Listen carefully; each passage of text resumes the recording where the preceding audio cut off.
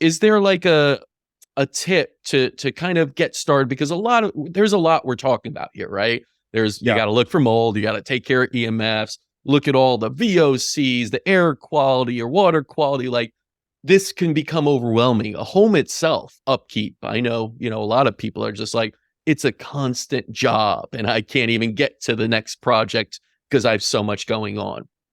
Are there little starting points so you could have small wins that you tell people about, that you recommend to people?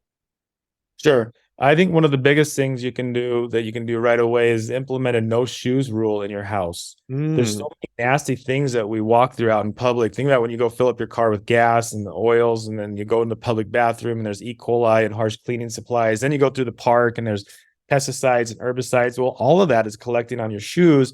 And then you walk into your house, you walk through your house, especially if you have carpet. Now that's getting on your carpet. You kick your yeah. shoes up on the couch. That is horribly nasty. The homes I test that have a strict shoe rule is very much cleaner than the ones that don't. So that's something that, and it may be tough to, if you've got teenagers or the husband. I was the husband that didn't want to do that. And so I had to learn. But if you can implement the no shoes rule, that's a huge, huge win. Another one is simply getting more fresh air. And I know there's parts of the country, Florida and things are very humid where we can't just open up windows and let it in. But if it's nice outside and the climate is good, open up windows and get some fresh air. That's one of the biggest problems with a lot of modern homes is they're built so Mm, airtight. They're yep. so stuffy. We're creating this toxic soup and there's no ventilation that's coming in our house. We have HVAC system that's just cycling the air, but a lot of times we don't have like an ERV system or a fresh air ventilation system. So just crack the window a little bit, get a little fresh air moving through your house. That's going to be a big one. Also, going through your home with EWG app or the Think Dirty app and go through all your personal care products and cleaning supplies and rate everything. Those apps are really easy. You can just scan the barcode and it will tell you on a scale from 1 to 10 how dangerous it is.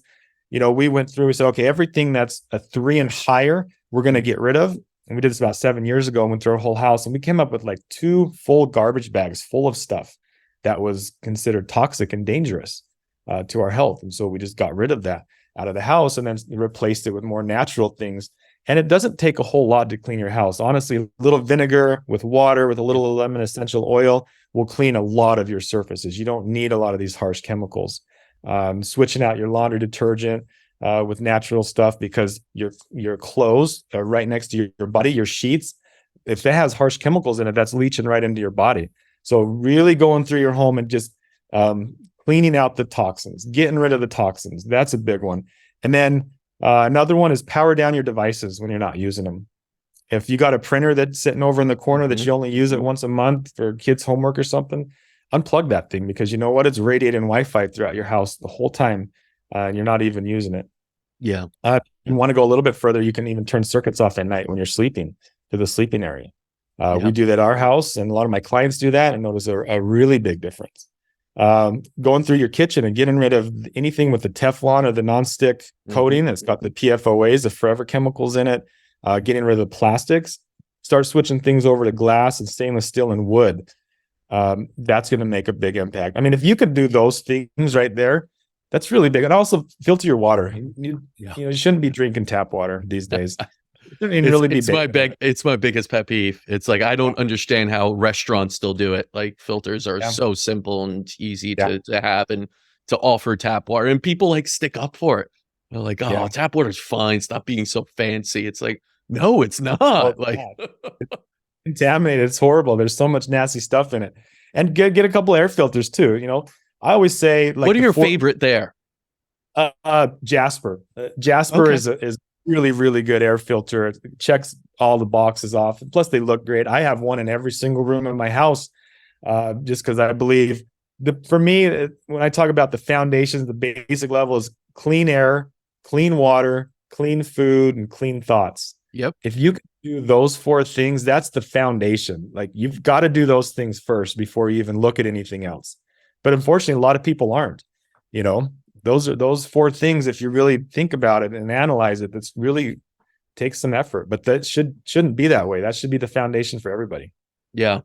And if like a Jasper isn't on your list or something, are there ones to look like? What do you look for? Let's say, because I know some people have different budgets. Some people can't afford a molecule or a Dr. Clean or whatever, Dr. Air, Air Doctor.